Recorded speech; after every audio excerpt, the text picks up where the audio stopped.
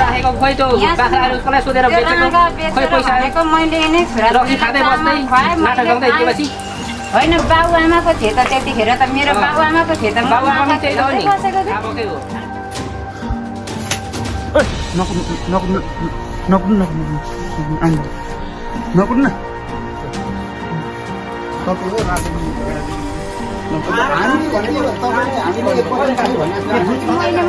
मैले मात्रै गर्नु नाटोले लिएर हिँडेपछि के होइन म कहिले पहिला चाहिँ पठाउनु 3 वर्ष भयो अब माघमा 4 लाख थियो होइन तर तपाईँले 1 रुपियाँ रातो थियो कि पर कमाइहरू सबै लाउनु पर्यो घरमा आमा गुरु मुतमा डुबिराखेको सासू उसलाई पनि हेर्नु पर्यो छोराछोरी पनि हेर्नु पर्यो होइन सबै त गर्नु पर्यो अनि मैले चाहिँ दुःख नगरेको थिएँ र त्यहाँनिर अनि अब तपाईँ अहिले हेर्दै हुनुहुन्छ फेस टु फेस नेपाल र मेरो च्यानलमा नयाँ हुनुहुन्छ भने कृपया सब्सक्राइब गरेर मसँग जोडिनुहोला। पर कमाइहरू सबै लाउनु पर्यो घरमा आमा गुरु मुतमा डुबिराखेको सासू उसलाई पनि हेर्नु पर्यो छोराछोरी पनि हेर्नु पर्यो होइन सबै त गर्नु पर्यो अनि मैले चाहिँ दुःख नगरेको थिएँ र त्यहाँनिर अनि अब त्यसो गर्दा अब मैले घरमा चाबी लाउँदिनँ थिएँ सिधै कुरा भएको कुरा गर्छु चाबी लगाएको थिइनँ अब त्यो कहाँ गयो के भयो पछाडि कान्छीले आएर हेर्दा मात्रै थाहा भयो अनि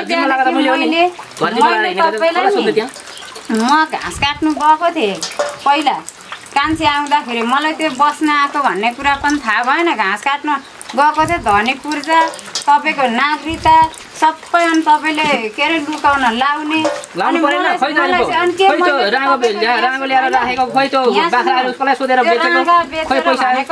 नै छोरा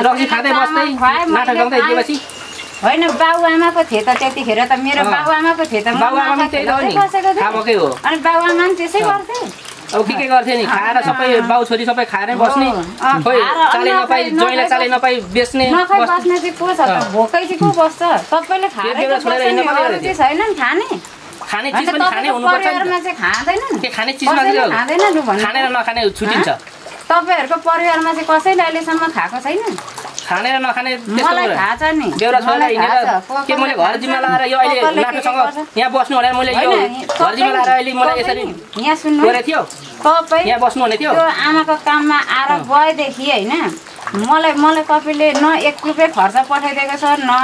एक किन पठाएको छ दुई हैन कहिले पठाएको थियो फोन गर्दाखेरि किन के रे नाटोकोबाट अरूको नाटोकोबाट फोन गर्ने मिस कल गर्ने मलाई 1 रुपैयाँ पठाइदिएको अनि पैसा पठाउँदाखेरि उहाँ पैसा थोरै भयो अरे पैसा नलेको फेरि अनि त्यहाँबाट फेरि यहाँ सुन्नु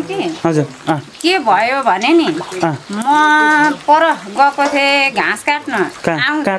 पर नमी भन्छ है भिरमा घाँस काट्नु गएको थिएँ त्यो पनि कोसँग गएको थिएँ भन्दा यहाँ तलतिर गणेशनी दिदीहरू जगतेन दिदीहरू उपर अमृताहरूसँग गएको थिएँ आउँदाखेरि अनि सबै उयो के अरे त्यो उयोहरू लुकाउन लगाएछन् अब त्यहाँ बस त गर कान्छीले के भने नन्दले मलाई भने मेरो छोराछोरी स्याहार्दिनु घर स्याहार्दिनु भनेर मलाई दाजुले पठाएको भने अब 4-5 दिन पछाडि है त्यो पनि अब आउने पाहुनालाई मैले कान्छी तिमी कहिले जाने भन्नुहुन्छ त हुँदैन नि हैन अब चेलीहरूले अनि त्यसो भन्दाखेरि मलाई दाजुले घर स्याहार्दै छोराछोरी स्याहार्दै भनेर पठाएको भन्दाखेरि अनि यत्रो वर्षसम्म त्यो आमा त्यत्रो बिरामी हुँदाखेरि चाहिँ नपठाएर अहिले चाहिँ के भनेर पठाएको अरे भन्दै मैले भने त्यसो भन्दा खोइ कोनी म त जान्दिनँ भने कान्छीले अनि त्यसो भने चाहिँ मैले ल ठिकै छ नि त अब स्याहार्दै बस्नु नि त भने अनि र पनि धेरै बसेँ म घरमा बसेँ पर्मपात गर्न हो ओरदोर आइजाइ सबैतिर गरेँ तर यो दाजुकोमा मात्रै म पर्मपात गर्न हिँडेको होइन दुनियाँकोमा जान्थेँ सबैकोमा जान्थेँ जब सोद्धा हुन्छ होइन अनि जान्थेँ अनि त्यतिकै पछाडि हिजो अस्ति भर्खरदेखि भनौँ न जस्तै 2 महिना जस्तो भयो म यहाँ बसेको ढुक्कै बसेको भनेको चाहिँ है तर मेरो घर पनि आउँथे जान्थे के सम्बन्धमा बसेको अनि त्यहाँदेखि म त्यसरी चाहिँ बसेँ बस्न चाहिँ ल राति बसेको त मेरो गल्ती भएछ अनि तपाईँले चाहिँ मलाई यसो खर्चहरू पठाउनु मलाई नपठाए तपाईँको छोराछोरी यसलाई दिएको छ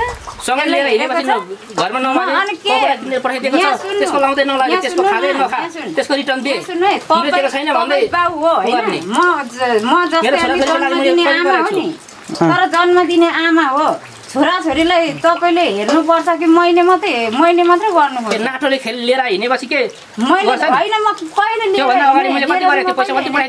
पहिला चाहिँ पठाउनु 3 वर्ष भयो अब मागमा 4 लाख थियो होइन तर तपाईँले 1 रुपियाँ रातो थियो कि सेतो थियो पैसा तपाईँको मैले देखेको छैन होइन खाता पल्टाउनु जे गर्नु तर मैले खाएको रहेछ भने यति बेला कहाँ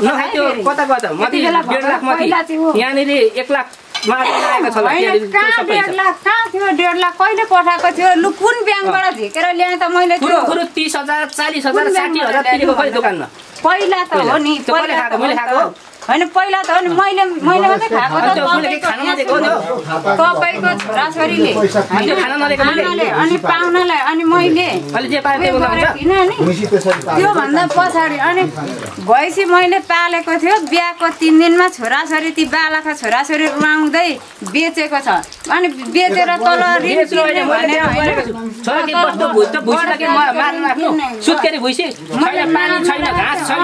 घरमा चाबी लाग्छ बुढालाई खाने छोराछोरी यी छन् बोकै बसेछ राति मम्मी खोइ मम्मी भन्दा छैन अनि सबै भित्र बेचेर त्यसपछि चाहिँ मैले अनि अब अरु के थियो एउटा भुइसी बेच्नु थियो नि तर मैले अनि त्यो स्यारिन पनि बेच्ने एउटा भुइसी नाम थियो अरु सबै बेचेर खाइसकेको भित्रभित्रै घाँस भने घाँसमा जाँडक्सी साटेर खाने कुनको घरमा खाने नभएपछि अनि खाँदैन अहिले अनि खाना नभएपछि त के गर्नु त होइन बेचेर छोराछोरीलाई खुवाउनु पर्यो होइन हुनुहुन्थ्यो अनि के मैले उसले हेरेको छ भनेको छु त अनि के भनेर सँगसँगै हिँड्ने अहिले रात बिताउने भयो नि सँगै भयो र त भने त म फेसबुकमा फोटो हाल्ने फेसबुकमा फोटो के भनेर हालेको अन्त मलाई दिनु न उसको के थियो म तपाईलाई डिभोर्स दिन्छु अनि के थियो सम्बन्ध के थियो मेरो केही पनि थिएन सम्बन्ध मस्तिर घर काटा थिएन बस्ने सम्बन्ध के थियो यहाँ रात बिताउने के थियो त अब जेसुकै होस् कि हैन भयो नजर्किने पनि जेसुकै होस् मलाई थपक्क उयो गर्नु के थपक्क म दिन्छु तपाईलाई डिभोर्स भएको त दिनु पर्यो तर मैले दिन रात मैले सामान हुनु पर्यो अनि सामान कहाँबाट ल्याउनु मैले बेचेर खाएको छैन नि त भगवान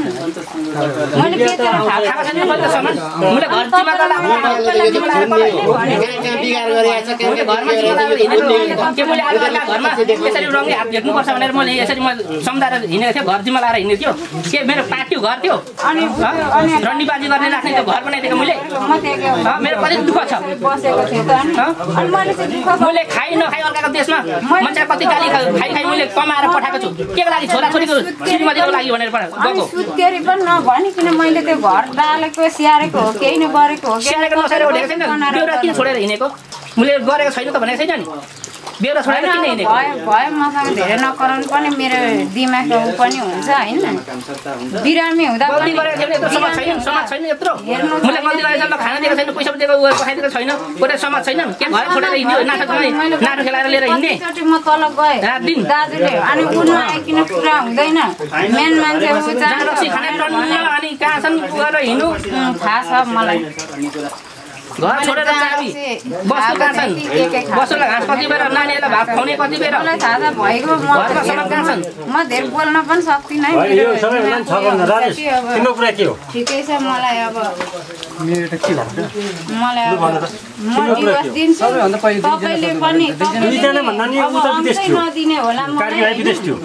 तिम्रो दुईजनाको धेरै पल्ट के खालको समाजमा अलिकति चलपल अथवा हरेक कुराहरू आएका हुन् दाइ अगाडि आएर बोल्दिनु अनि चलपल हरेक कुराहरू आएका हुन् र अबको पिरियडमा जुन हिजो तिमीहरू यो गतिविधि आज रातमा जुन देखायो हिजोदेखि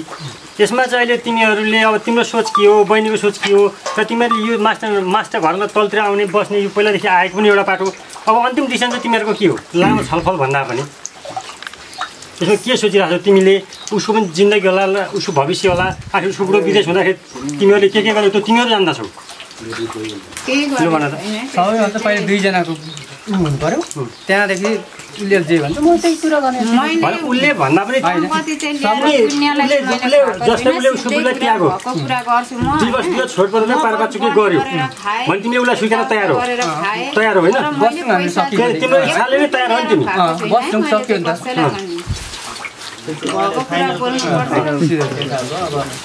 होइन फेरि तपाईँलाई कसैले करकाप गरेको थिएन है तपाईँले आफै खुसीले भन्नुभएको छ होइन म त करकापको कुरो छैन सिधा कुरो होइन उसलाई स्वीकार्ने हो तिमीले